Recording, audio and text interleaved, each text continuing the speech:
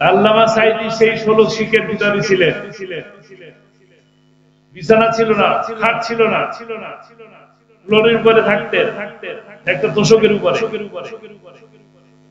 ওই লোহার শিক ছিল, সেই লোহার শিকের ভিতর থেকে এইরকম শীতের ঠান্ডা হাওয়া, কনকনে বাতাস ওই শিকের ভিতর থেকে ঢুকতো। কম্বলে কি শীত মানে? আমরা তো দরজা জানলা বন্ধ করে কম্বলের তলে ঢুকে যাই, ঘুমাই। ওই অসংখ্য মানুষের মধ্যে আমার পরিবারের, আমার ভাইরা, আমার আত্মীয় স্বজনেরাও ছিল। কোন মানুষকে তাকে দেখা করার সুযোগ দেওয়া হয় নাই। দেওয়া হয়েছে? আমার ভাইরা ডাক্তারের কাছে, অ্যাডমিন অফিসারের কাছে, পুলিশের কাছে, মন্ত্রীর কাছে, সকলের দরজায় নক করেছে, একটুবার দেখা করার সুযোগ করে দেয়। একটা সেকেন্ডের জন্য দেখা করার সুযোগ দেওয়া হয় নাই। হাসপাতালের মধ্যে ভিডিও দেখছেন না আপনারা? বিছানার মধ্যে বসে আছেন আরাম করে। উনি কি হার্টের অ্যাটাকের পেশেন্ট মনে হয়েছে? সেই মানুষটাকে আল্লামা সাঈদীকে আপনাদের আত্মীয় হন, ভালোবাসেন কেন? আল্লামা সাঈদীর যে স্বপ্ন, প্রতিটা মাহফিলের শেষে তিনি বলতেন, কোরআনের রাজ প্রতিষ্ঠা হয়েছে, এই দৃশ্য দেখে যেন আমার মৃত্যু হয়। سيدنا مولانا بلغ الهدى بكمالهم كشف الدجى بجمالهم أسنت جميع صالحين صلوا عليه وآله।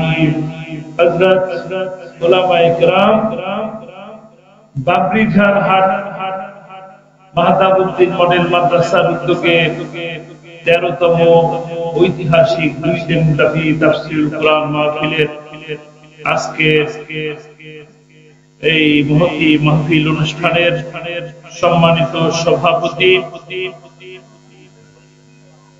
বিশিষ্ট সমাজসেবক, শিক্ষা অনুরাগী আলহাজ মোহাম্মদ জালালউদ্দিন, আজকের অনুষ্ঠানের সম্মানিত প্রধান অতিথি, শহীদি কাফেলা বাংলাদেশ জামাত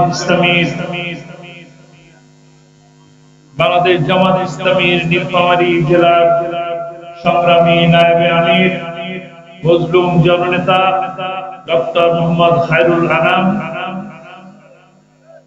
আজকের অনুষ্ঠানের সম্মানিত প্রধান বক্তা, বাংলাদেশ মজলিসুল মুফাসসিরিনের কেন্দ্রীয় সদস্য আলহাজ মাওলানা ফখরুদ্দিন হাদি হাফিজাহুল্লাহ, বিশেষ বক্তা হাফেজ মাওলানা আরিফ আল মামুন, হাফেজ মাওলানা হুমায়ুন কবির, উপস্থিত আছেন নীলফামারী জেলা পরিষদের সম্মানিত সাবেক সদস্য জনাব সাইদুর রহমান সরকার এবং আপনাদের এই অঞ্চলের প্রিয় মুখ জনাব 13 নং চড়াইতলা ইউনিয়ন পরিষদের সম্মানিত চেয়ারম্যান জনাব মোহাম্মদ মাসুম রেজা, মঞ্চে উপস্থিত বাংলাদেশ জামাত ইসলামী এবং ইসলামী ছাত্র শিবিরের নেতৃবৃন্দ, আমার সামনে মিডিয়া এবং সাংবাদিক সুপ্রিয় বন্ধুগণ, প্যান্ডেলের নিচে দূর দূরান্ত থেকে আগত যুবক, কিশোর, তরুণ, মুরব্বিয়ান ভাইরা, পর্দার আড়ালে শ্রদ্ধেয় মা ও বোনেরা, প্রশাসনের কর্মকর্তা বৃন্দ এবং আমার মাইকের আওয়াজ যে পর্যন্ত শোনা যাচ্ছে, যারা শুনছেন তাদের সকলকে আমার অন্তরের অন্তঃস্থল থেকে জানাচ্ছি আসসালামু আলাইকুম ওয়া রাহমাতুল্লাহি ওয়া বারাকাতুহু।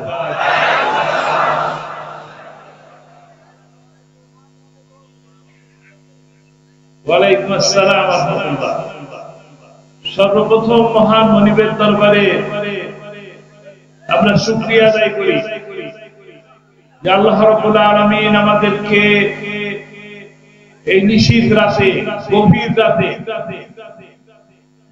এই শীতের রাতে আমাদেরকে একসাথে একত্রিত করে কোরআনের কথা শোনা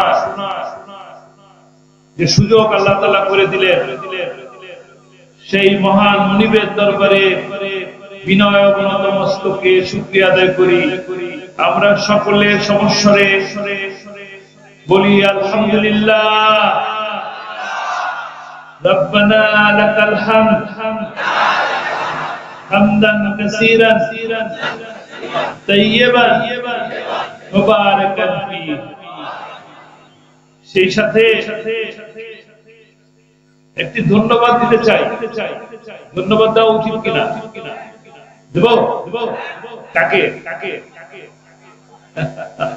সবাইকে। হ্যাঁ, ধন্যবাদ। যে বললেন, কে বললেন? কে বললেন? খুব ভালো বললেন। আপনার অনেক বুদ্ধি আছে, মাশাআল্লাহ মাশাআল্লাহ। এই আয়োজক কমিটি যারা এই মাহফিলের আয়োজন করলেন, এত সুন্দর প্যান্ডেল করলেন, লাইটিং করলেন, মাইকিং করলেন, মঞ্চ করলেন, আপনাকে আমাকে আমাদেরকে দাওয়াত দিলেন, বসালেন, একটা ধন্যবাদ পাও কিনা?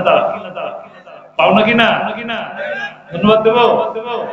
আপনাদের সকলের পক্ষ থেকে এই আয়োজক কমিটিকে, বিশেষ করে জনাব রশিদুল ইসলাম শাহ, যিনি মাহতাবউদ্দিন মডেল মাদ্রাসার সভাপতি সহ আয়োজক কমিটির সকল তরুণ যুবক ভাইকে ধন্যবাদ জানাই, শুভেচ্ছা জানাই, মোবারকবাদ জানাই। আপনাদের পক্ষ থেকে জানালাম আলহামদুলিল্লাহ। আল্লাহ তাআলা এই মাদ্রাসাকে কবুল করুন, এই মাহফিলকে কবুল করুন, এই মাহফিলের মাধ্যমে এই এলাকাকে আবাদ করে দিন, এবং সেই দিন, শেষ বিচারের দিন, কঠিন মুসিবতের সময় এই মাহফিল আমাদের জন্য নাজাতের উসিলা হয়ে যায়। বলি না আমিন। আলহামদুলিল্লাহ। একটি বিশেষ ক্ষণে, একটি বিশেষ সময়ে আপনাদের কাছে হাজির হলাম। ভালো আছেন আপনারা? ভালো আছে? আলহামদুলিল্লাহ আলহামদুলিল্লাহ। আমিও আপনাদের মতন ভালো আছি। আল্লাহ তাআলা আমাকে অনেক ভালো রেখেছে, দয়া করেছেন, মায়া করেছেন, করুণা করেছেন, সুস্থ রেখেছে। অনেক দূর থেকে এসেছি, তারপরেও কথা বলার সুযোগ পাচ্ছি। আল্লাহ অনেক ভালো রেখেছে। যদি ভালো না রাখতেন, কথা বলার সুযোগ ছিল? আল্লাহ ভালো রেখেছে, বলি আলহামদুলিল্লাহ। এত সুন্দর দুইটা চোখ দিচ্ছেন, এত সুন্দর এই দুনিয়া দেখাচ্ছে, আপনাদের সকলকে দেখতে পাচ্ছি। দেখতে পাচ্ছি কিনা? আপনারাও দেখতে পাচ্ছেন। আল্লাহ শুকরিয়া আদায় করবেন না? আলহামদুলিল্লাহ। আল্লাহ তাআলা দুইটা হাত দিয়েছেন, দুইটা পা দিয়েছেন। আল্লাহর কাছে শুকরিয়া আদায় করি, আলহামদুলিল্লাহ। আল্লাহ কত ভালো রেখেছে। কত মানুষ আছে চোখ নাই, কত মানুষ আছে হাত নাই, কত মানুষ আছে পা নাই, কত মানুষ আছে বিছানায় কাতরাচ্ছে। আছে কিনা? আমার কাছে একটু আগে একজন আসলেন, এক ভাই, তার ছোট ছেলে, 4 মাস বয়স বাচ্চা, তার হাটের মাঝখান থেকে ফাঁকা, ছিদ্র হয়ে আছে, ফাঁকা হয়ে আছে। ফাঁকার কারণে রক্তপাত হচ্ছে। সেই মায়ের কত কষ্ট, বাবার কত কষ্ট। আর 4 মাসের বাচ্চা, সে কিছুই জানে না, কিছু বলতেও পারে না, তার কত কষ্ট। ভালো আছেন কিনা? আল্লাহর কাছে শুকরিয়া আদায় করেন, বলি আলহামদুলিল্লাহ। আল্লাহকে খুশি করেন। যে অবস্থায় থাকি না কেন, বিপদে থাকি, মুসিবতে থাকি, রোগে থাকি, শোকে থাকি, জেলে থাকি, রিমান্ডে থাকি, আল্লাহর কাছে শুকরিয়া আদায় করি, আলহামদুলিল্লাহ। কারণ এর থেকেও খারাপ অবস্থায় আল্লাহ ফেলতে পারতেন, এর থেকেও আরো বড় বিপদে ফেলতে পারতেন, এর থেকেও বড় রোগ দিতে পারতেন। আজকে দুইটা চোখ আছে, সুন্দর দেখি, চোখ নাই করে দিতে পারে। দুইটা হাত আছে, হাত দিয়ে শক্তি দেখাই, মারামারি করি, ঠেলাঠেলি করি। হাতের শক্তি এক মুহূর্তে দেখবেন নাই হয়ে করতে পারেন কিনা? কে পারে? একমাত্র আল্লাহ পারে, সর্বশক্তিমান আল্লাহ পারে। আর যে আল্লাহ এত কিছু দিলেন আপনাকে, এত বুদ্ধি দিলেন, এত বুদ্ধি, যে বুদ্ধি দিয়ে মানুষের জমি দখল করে খায়, সে আল্লাহর ধন্যবাদ জানান না? ধন্যবাদ জানানো উচিত কিনা? আল্লাহ শুকরিয়া আদায় করা দরকার, সর্ব অবস্থায় আল্লাহ শুকরিয়া আদায় করা দরকার। আপনাদের কোরআনের পাখি আল্লামা সাঈদী যে অবস্থায় থাকেন না কেন সবসময় বলতেন আলহামদুলিল্লাহ, আল্লাহ অনেক ভালো লেগেছে। কিরকম? এই যে শীতের মধ্যে আপনারা বসে আছেন, কত সুন্দর একের সাথে একজন মিশে বসে আছে। যদি গরমের সময় বসে থাকতেন এভাবে পারতেন না। শীতের জন্য কাছাকাছি হয়ে আছে, ভালো লাগতেছে, গরম লাগতেছে, তাই না? শীত কম লাগতেছে। জেলে গেছেন কতজন? জেলে আদর্শ করার দরকার নাই, অসংখ্য মানুষ জেলে গেছে। জেলে গেছেন যারা, তারা জানেন জেলে কি দরজা আছে? কি আছে? শিখ আছে। কত শিখ? কেউ বলে 16 শিখ, কেউ বলে 14 শিখ। আল্লামা সাঈদী সেই 16 শিখের ভিতরে ছিলেন। বিছানা ছিল না, খাট ছিল না, ফ্লোরের উপরে থাকতেন, একটা তোষকের উপরে। ওই লোহার শিক ছিল, সেই লোহার শিকের ভিতর থেকে এইরকম শীতের ঠান্ডা হাওয়া, কনকনে বাতাস ওই শিকের ভিতর থেকে ঢুকতো। কম্বলে কি শীত মানে? আমরা তো দরজা জানলা বন্ধ করে কম্বলের তলে ঢুকে যাই, ঘুমাই। কম্বলে শীত মানে না, ঘুম হয় না, কষ্ট পায়।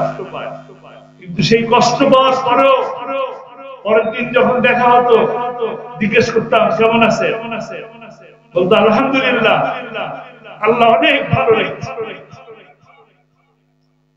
আল্লাহ অনেক ভালো লেগেছে। দেখছেন না ভালো লাগার দৃশ্য? একদম শেষ দৃশ্য, শেষ দৃশ্য, একদম মিষ্টি মধুর হাসি, জান্নাতি হাসি। আপনাদের সকলকে সালাম দিচ্ছেন, আসসালামু আলাইকুম। অ্যাম্বুলেন্স থেকে নামলেন, হুইল চেয়ারে বসালেন, সবাইকে সালাম দিলেন। কেউ একজন জিজ্ঞেস করলেন কেমন আছেন, কষ্ট হচ্ছে? তিনি বললেন আলহামদুলিল্লাহ, অনেক ভালো আছি। এরা আছে না, কারা কারারক্ষীরা ছিল না, তাদেরকে এইভাবে দেখিয়েছে। এরা আছে না, এরা আমাকে অনেক দেখে শুনে রেখেছে, বলেছিল, মনে আছে? সুন্দর একটি হাসি দিলেন। হাসি দেওয়ার পরে তিনি হাসপাতালে দিয়ে গেল। আপনাদের মতন অসংখ্য মানুষ হাসপাতালের গেটে দাঁড়াইছে। ওই অসংখ্য মানুষের মধ্যে আমার পরিবারের, আমার ভাইয়েরা, আমার আত্মীয় স্বজনেরাও ছিল। কোন মানুষকে তাকে দেখা করার সুযোগ দেওয়া হয় নাই। দেওয়া হয়েছে আমার ভাইয়েরা ডাক্তারের কাছে, অ্যাডমিন অফিসারের কাছে, পুলিশের কাছে, মন্ত্রীর কাছে, সকলের দরজায় নক করেছে, একটুবার দেখা করার সুযোগ করে দেয়। একটা সেকেন্ডের জন্য দেখা করার সুযোগ দেওয়া হয় নাই। হাসপাতালের মধ্যে ভিডিও দেখছেন না আপনারা? বিছানার মধ্যে বসে আছেন আরাম করে। কি হার্টের অ্যাটাকের পেশেন্ট মনে হয়েছে?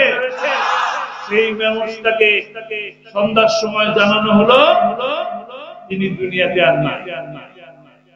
তার এই মৃত্যু কি স্বাভাবিক মৃত্যু? তাকে ইনজেকশন পুশ করে হত্যা করা হয়েছে।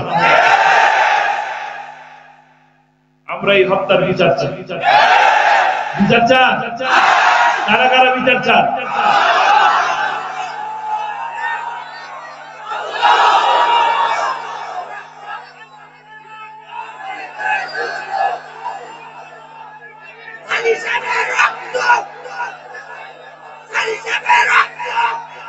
কোন শহীদের রক্ত বৃথা যাবে না,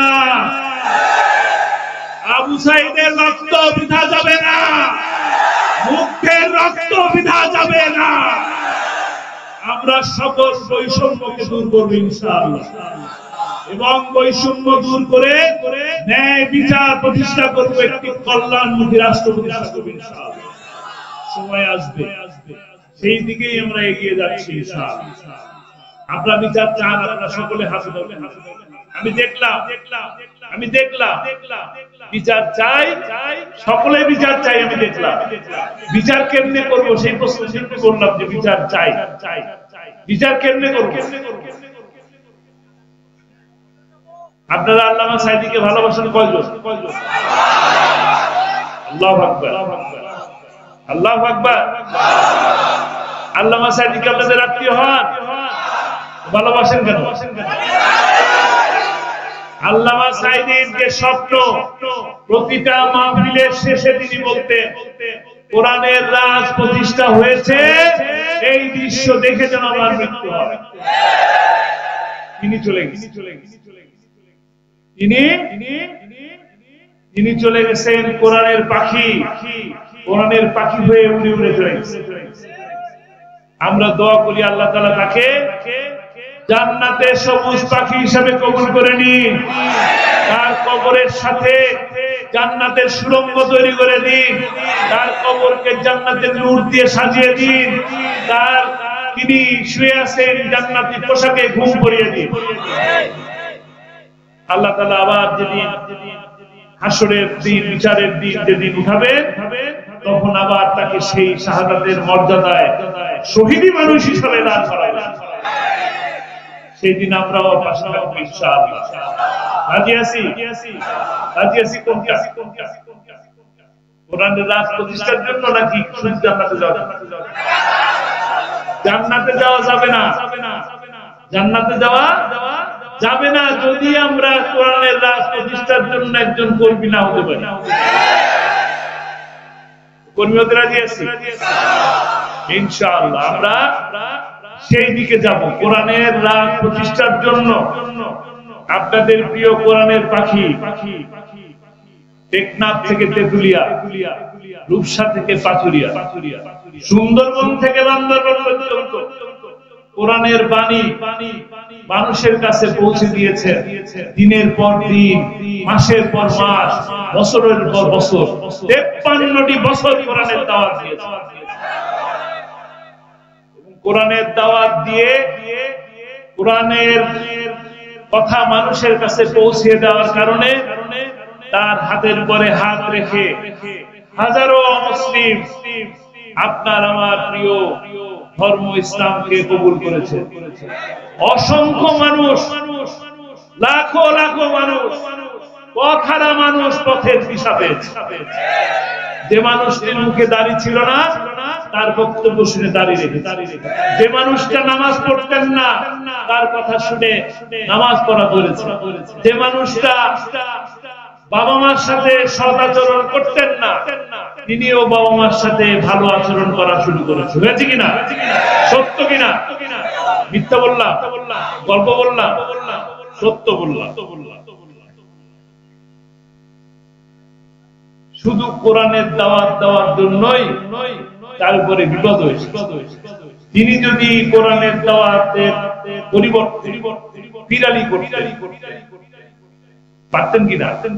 আপনারা জানেন তার 2 দরবার শরীফের ফিরালি করার সার্টিফিকেট। কোন কোন দরবার জানেন? সরসিনা দরবার আর ফুরফুরা দরবার। এই 2 দরবার থেকে তাকে পীরগিরি করার জন্য বলা হয়েছে। কিন্তু তিনি এই সুন্দর পথ, আরামের জায়গা নেন নাই। জেলের মধ্যেও তার যাওয়া লাগতো না, জেলেও তার থাকা লাগতো না। যদি কিনা ওই যে পালিয়ে যাওয়া, কি জানো, শেখের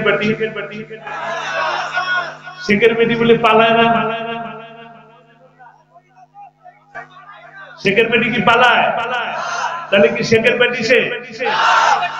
আমি জানি না, আমার সন্দেহ আছে। তো শেখের বেটি শেখের বেটি গণভবনে বসে অফার দিতেন, জামাত ইসলামী ছেড়ে দেয়, নতুন দল করেন, আরামে থাকে, মিছিল করেন, মিটিং করেন, কোনো মামলা থাকবে না, জামাত ইসলামী ছেড়ে দেয়। ছেড়েছেন? আল্লাহকে খুশি করার জন্য তিনি তা করেন নাই, আপোষ করেন নাই। যে হাসি দেখেছিলেন হাসপাতালে, সেই হাসি কিন্তু তার প্রতিবাদের হাসি ছিল।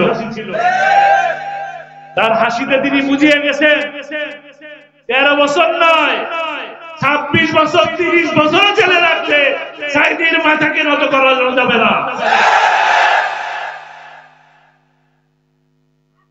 আল্লামা সাইদি রাহিমাহুল্লাহ তিনি কোরআনের দাওয়াত দিয়েছেন এবং স্বপ্ন দেখতেন কোরআনের রাজ প্রতিষ্ঠা। আমরা এখন তিনি নেই, তার জন্য দোয়া করি আল্লাহ তাআলা তাকে জান্নাত নসিব করুন। কিন্তু তার সেই স্বপ্নকে বাস্তবায়ন করবে কারা? আমরা। কিভাবে?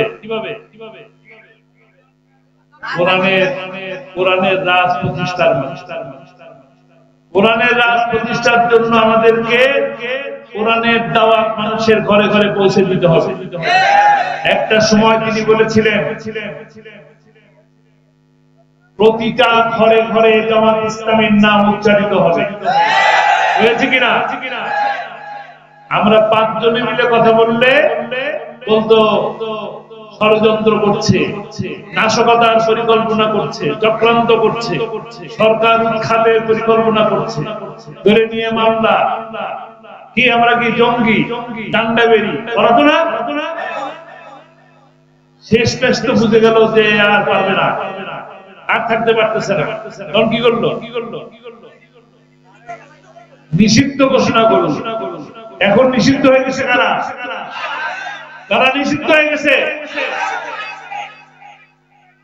নিষিদ্ধ হলে তাদের গুনাহকে মাফ করা যাবে না। তারা যে 28 অক্টোবরে মানুষকে যোগী বৈঠা দিয়ে হত্যা করেছে, লিপ্ত করেছে, সেই বিচার আমরা করবো ইনশাআল্লাহ।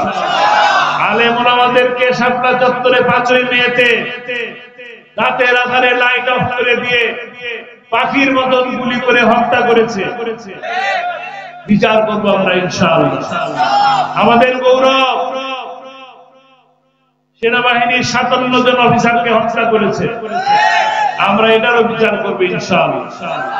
16ই জুলাই থেকে 5ই আগস্ট পর্যন্ত এই 2000 আমার কলিজার টুকরা সন্তান সমতুল্য ছাত্রদেরকে হত্যা করেছে, এরও বিচার হবে ইনশাআল্লাহ। ন্যায় বিচার হবে। এই বিচারের সময় সাক্ষী অপহরণ হবে না। এই বিচারের সময় বিদেশ থেকে প্রেসক্রিপশন আসবে না। ওই ট্রাইব্যুনালে বিচার হবে ইনশাআল্লাহ। বিচারপতি বলবো না, আমি বলবো বৈশা বলেন, আপনারা দাঁড়ায় যাবেন। আপনি দাঁড়ায় গেলেন, আমি বৈশা বলেন বলবো, আপনি বলবেন না। বোঝা যাবে যে মানুষ বুঝবে আপনার সাথে আমার কোনো মিল নাই।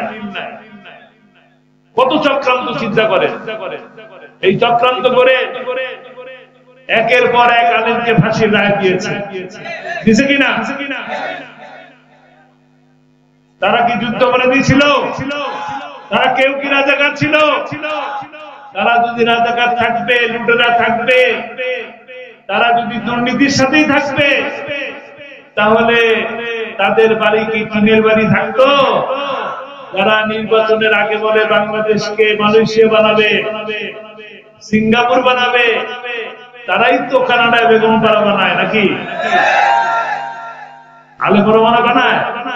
কোন আলেমের বাড়ি আছে? নাই। যারা মন্ত্রী ছিলেন, মৌলানা মতিউর রহমান নিজামী 5 বছর মন্ত্রী ছিলেন কিনা? আলী হাসান বুঝাই 5 বছর কি বাড়ি আছে তাদের? ঢাকায় বাড়ি আছে? গ্রামে যে বাড়ি ছিল টিনের বাড়ি, একই রকম বাড়ি আছে কিনা? কানাডা বেগমপাড়া বাড়ি আছে? নাই। কারা করে? যারা চুরি করে তাদের পক্ষে নাই। কাদের পক্ষে আছি? কোরআনের পক্ষে আছি। যারা আল্লামা সাঈদীকে ভালোবাসে তাদের জন্য ছোট্ট একটা কথা আমি বলতে চাই। শেষ কথা এই কথার মাধ্যমে শেষ করতেছে। আল্লামা সাঈদী কে ফিরে আসবে? আল্লামা সাঈদীর মতন মানুষ পৃথিবীতে আসুক, এই বাংলাদেশে আসুক, এটাকে আপনারা চান? ইনশাআল্লাহ আল্লাহ কবুল করুন। কিভাবে আসবে? আসবে যদি আপনারা কোরআনের সাথে থাকেন। এই যে একটি মাদ্রাসা, মাহতাবউদ্দিন মডেল মাদ্রাসা, আল্লাহ তাআলা কি বলছেন?